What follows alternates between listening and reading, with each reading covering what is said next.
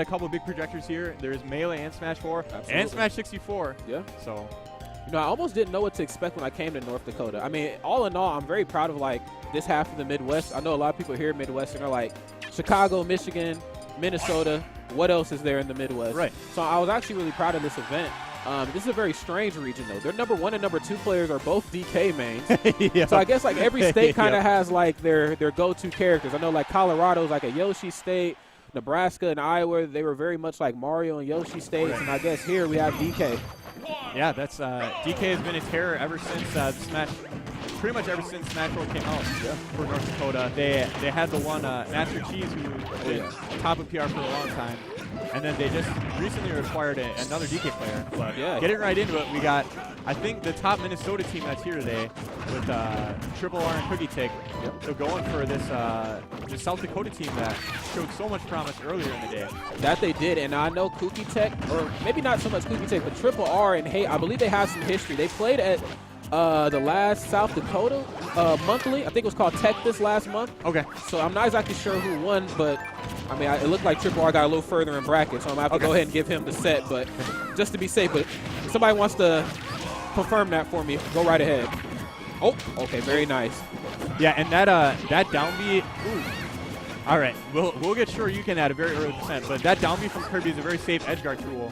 So if he misses, he can just go right past the ledge, you know, into a spot where he's no longer vulnerable. Absolutely, and if it misses, I mean, there's not too much that Hate can do to get down there and try to punish. Right, He almost has to let him come back. So unfortunate. I think he thought the Shorey was going to put him on top of that platform. Unfortunately, fell to his untimely demise.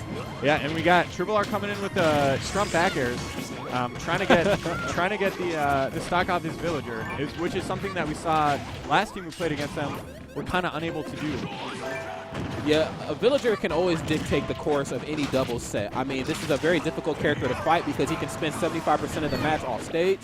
He applies so much pressure with those wonderful projectiles he's been blessed with. I mean, he's a defensive force, if you will. He's meant for living. Yep. And that's the name of the game in doubles. And as we see, he's the only character still with 3 stocks. So. With rage, too. He's getting pretty dangerous Yeah, and now. that bowling ball is getting killed ridiculously early if he's able to drop it out. But I do like how Cookietic has found a way to kind of solidify himself in this match, keep his feet more towards center stage. He knows that of all the characters on the stage, he's the easiest one to gimp, and as you see, he's playing tucks from a vast distance away. Yeah. Yeah, he definitely knows that. Oh, my. my. What? No! Double the double! All right, Ike will be living, though. Oh, wow. Very, very nice. This man Hate needs to be stopped. So unfortunate for Triple R. I mean, he's such a strong doubles player as well, but the fact of the matter is he's on stage versus some sluggers, and he is so light. He's having a bit of an issue basically keeping himself in this match. Yeah, he's one of the lightest characters in the game. Will dive very early to these early kill setups that Top Ryu 5, has. I believe, if I'm not mistaken. He might be 4th lightest. Okay, very nice. There into pretty much whatever you want to do. Yeah, Triple R always getting so much mileage out of that down air. Oh my, yeah, we out. And that will be a stock already. Oh my gosh. Hey! Wow, and this is happening right now.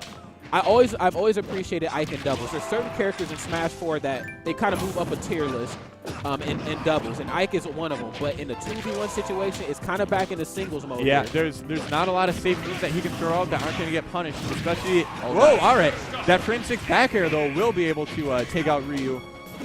Do you agree with the share stock? I kind of felt like Villager kind of had it. I kind of feel like Tux might have. Maybe he's not comfortable. I don't know. I think when the share stock situation arrives, you almost always take it. Okay. Just to have someone there to, if for some reason you air dodge to a like charge Ike up smash and die at 40%, at least someone's there to get a punish for you. That is also true. That is true. And I guess, he didn't really have a lot of percentage on his behalf, so.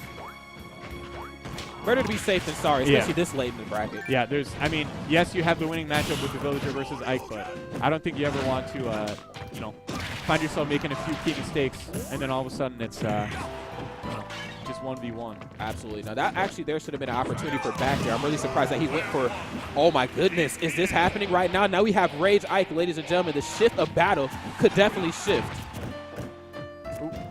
Shift the ties, that is. Excuse me. All right. Wow. All right. Very nice. Because things got a little scary there. Yep. Yeah, Hate was definitely, had to play it safe, had to be sure. The last thing you want is to deal with Max Rage Ike. So he took that stock when he could, and really good stuff. And this, I think word from upstairs is that this will just be a best of 3 once again. Absolutely. So if Triple R and Cookietic want to bring this back, they have to do it this game. Now, they're both on winner's side right now, so they should be coming off of some momentum from a previous match. Let's see if they can try to apply it here to game 2. Triple R, like we both said before, a very fantastic doubles player. Cookietic, very solid as well. I mean, it's Ike in doubles. What more could you really ask for? He's big, he's heavy, he covers so much distance when he swings. The first time they teamed together was just last week at the Minnesota Monthly. Oh, nice. Yeah, and they have Ike up throw, and then Triple R will footstool. Oh, no. And then just Ike forward smash is free. Oh, my goodness. It's guaranteed. Oh, my God. That's the thing about this Villager WiiU team, though. They're able to get in their faces enough where, we didn't even see that setup come into play.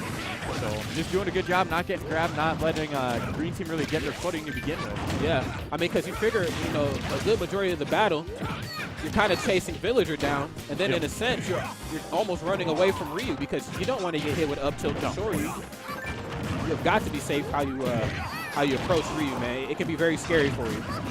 Ooh, all right. There we see them starting to get some team combos. I think the extra space on Battlefield here is going to help assist with that. And then also we have the platforms assisting Kirby up throw kills immensely. That they are. Something that, actually almost could have seen one there. Yeah, there's a lot of things you have to factor in with this stage. I think the biggest one is obviously the size of the blast zones. The second, oh my goodness! Okay. And that extended hurt box almost taken off Cookietic stock as well as Triple R's. Yeah, a bit on the heavier end of the spectrum Ike is. I mean, and then on top of that, this is Battlefield, so he's going to live a bit longer. Yep. So if there's ever a time for Cookietic to kind of turn up, it's now, man. But here's a problem, though. There's so much distance between the stages and the blast zones here. He has a bit more distance off stage to try to recover. Right. It can spell trouble, especially when you have somebody like Tux playing Villager. Yeah, Villager is able to go. Ooh, all right. Good follow-up there. Okay, very nice. Using the focus attack to cushion the blow of that up air. Not wanting to deal with the 2v1 combos from Minnesota at all. I know I wouldn't. But now we'll see how Triple R adapts to that. Oh, all right. But Triple R may go for Nair next time, or forward air, something that's multi-hit to power through that focus attack. Or like we saw there, down air into forward smash. Okay. Very nice. Triple R using the dare to kind of get rid of the Lloyd Rocket as Tux tries to give himself some coverage back on stage. And that's something that's very important in the Villager matchup is being able to punish Villager for Lloyd Rocket. If you let them get Lloyd every single time, you're going to have a heck of a time. There's so many mix-ups that can be done out of Lloyd. If you try to jump over it, they can forward air you. If you try to shield it, they can grab you. Yeah, and Triple R just kind of sending that message early on. You do have probably pound for pound the best recovery in the game, but my dare doesn't respect your balloons at all. I can make your life hell out here. And already a lot better showing from the green team here at equal stocks, but a lot lower percent. And Villager on the ropes right now will be getting back to stage. But well, I think what's starting to happen here is I think the green team knows that their team synergy is very solid, just as is the red team. But I think one area that the green team excels in that the red team doesn't is the 2 1v1s. Oh my goodness, that could have been a jab lock. When you separate the red team and start picking them apart one-on-one is where the Minnesota team is really going to start shooting for the stars. Yeah, these are 2 seasoned players who aren't afraid of any matchup. Absolutely not. Oh, all right, drop shield though. Gets hit by that Shoryuken. I mean, when you play Kirby and Ike in singles, I mean, you're almost playing as if like you don't care about matchups in general. Right. So. The footstool? Will he make it back? All right, we got jumps, and the whole crowd with a sigh of relief. Yeah. I like how the crowd's showing up today. That they are. We got lots of oohs and ahs from the crowd, getting hyped when cool things happen. I mean, these guys are putting on a show. What more can you ask for? Okay, very nice. What? I like that a lot. What? Oh, we out. Oh, and then Nair actually taking him off the side, and immediately we got the share stock. Absolutely. I like the option there from Tux. Very nice situational awareness. Trying to save him with that Nair, but unfortunately just sent them with the even quicker ticket to the blast zone. And now, for the first time, the red team in the passenger seat, green team trying to drive away with victory here. Yeah, and there's Hate is going to have to do a real. Oh, all right, reads that rollback. Hate's going to have to do a really good job switching targets. you know, kind of keeping them on their toes. If he spends too much time on one character, he's probably going to get up smashed by the other. Up smash or back aired or what have you. It's almost safe to say Cookietic should probably stay. Oh my. Oh. He should probably stay a little closer to Hate. Obviously, Kirby on the lighter end of the spectrum. Yep. One solid blow from Ryu could take out the puffball. Yeah, yeah. And this is exactly what you need, is that Cookietic approaching. Okay, I like that. Try to use the focus attack to give himself some coverage back towards the legend stage. Oh, not having any of all that, right. though. Too scared. Yeah. That was a a scary front to go against. You have Triple R at the front covering like neutral and jump get ups. You got Cookie in the wings covering the roll. Not a lot he could do there. In the end, It wasn't able to make a decision in time. Ends up SDing. They had all their bases covered, man, versus Ryu. I like that a lot. I like that a lot. Ryu, that strong of a character, though. You need 2 characters to cover all of Ryu's weaknesses. Exactly. Oh, my. Wow. All right, but now winning that game 1 was important for the red team because they do have their counter pick. They get to go where they want.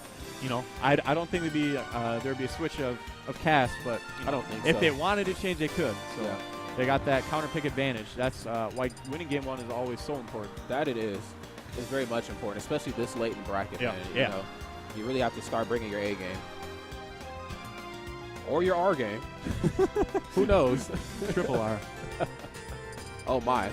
Okay, so I see that they were kind of hovering over Town and City and Smash WiiU again, but I don't expect to see that happen. I think both sides did a very solid job at fighting on Battlefield. We could get a gentleman back to that. Okay, or Dreamland. All right, we're going Dreamland, which Okay. I don't think really either team's going to hate too much. Ike might have a bit of an issue here, maybe. Same with Ryu trying to recover. We'll just kind of have to see, man, because if he uses his Tatsu, of course he's going to Tatsu into the side of the stage. That can give Triple R that golden opportunity to get on top of him right there. So he's going to have to make sure he snaps right away here. But it was their counter pick. I think they just want those early Shoryu off the top kills. That's probably the main thought behind it. I agree. And as they're trying to avoid Ryu, I mean, Whiskey Woods is kind of pushing him towards the up tilt Shoryu. Yep. Yeah, Wispy always there to give a helping hand. Yeah. Whoa, all right. And really good. Oh, my! Oh, godlike conversions from the green team right now. Yeah. Starting off with his young lead. Will they be able to get these stocks off, though? That is the question. Yeah. Because it's, one thing to build up the percent. It's the second thing to seal the deal. Absolutely, man. It's all about stocks in this game, and very nice. That strong up tilt coming out and giving him some overhead coverage as the Shoryu whiffed. And I think Hate was maybe hoping, Shoryu is a move where if they don't punish it in time, they can just use another Shoryu to get themselves out of trouble. Absolutely. But I don't think he was expecting that up tilt hitbox to, reach so far. Ike has some pretty strange hitboxes. I know that up tilt catches rolls. It can also catch you on the ledge of the stage sometimes, too. Like, he has some pretty wonky hitboxes. I mean, he has a sword, though, so what more can you expect? Yep. Wow. Triple R just eating up the shield on Hate, excuse me.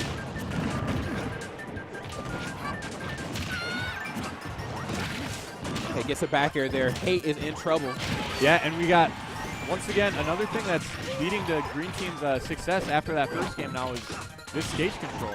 It seems like they've had it, most of that second and now this third game.